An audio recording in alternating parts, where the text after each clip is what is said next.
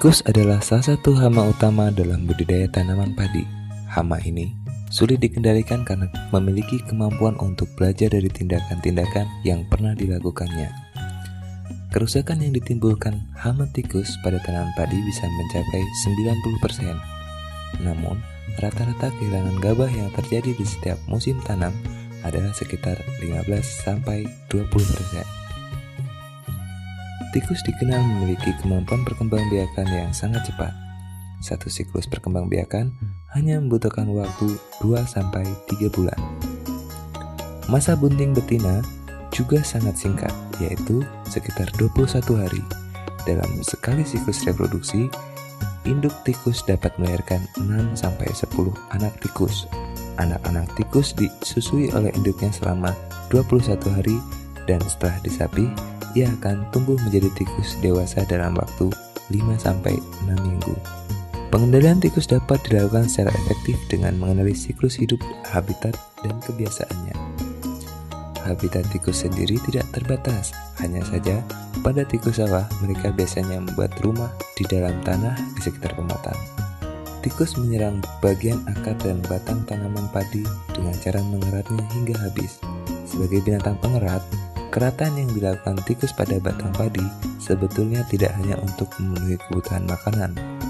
1 dari 5 batang padi yang dikerat adalah untuk dimakan, sementara 4 lainnya dikerat untuk mengasah gigi-giginya agar tidak bertambah panjang dan menyulitkannya untuk makan.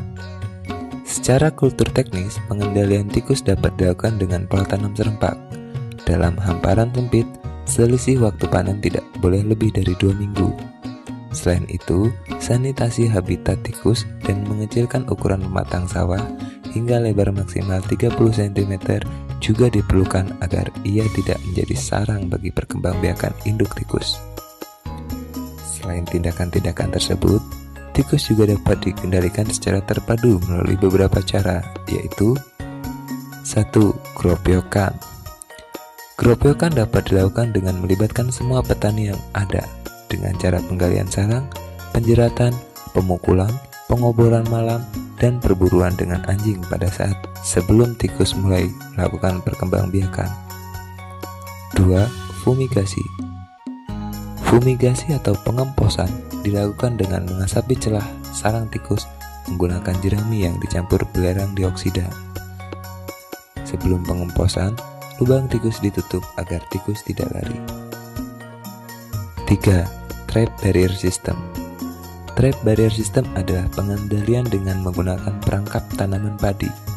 Trap barrier system atau TBS dibuat dengan menanam padi 3 minggu lebih awal pada lahan di dekat tanggul atau pematang. Padi yang ditanam sebagai perangkap ini cukup pada luasan 25 x 25 meter. Luasan tanaman perangkap tersebut diketahui dapat mengendalikan hingga 15 hektar tanaman padi di sekitarnya. 4. Linear Trap Barrier System. Linear Trap Barrier System atau LTBS memiliki sistem kerja yang sama dengan Trap Barrier System. Hanya saja, pada LTBS perangkap dipasang secara linear di seluruh area penanaman padi. 5. Penggunaan musuh alami. Musuh alami tikus antara lain burung hantu, burung elang, anjing, dan ular sawah. Binatang-binatang ini sebaiknya tidak diganggu atau justru harus dilestarikan agar secara alami populasi tikus bisa berkurang. Misalnya dengan pembuatan rubuha atau rumah burung hantu di sekitar area persawahan.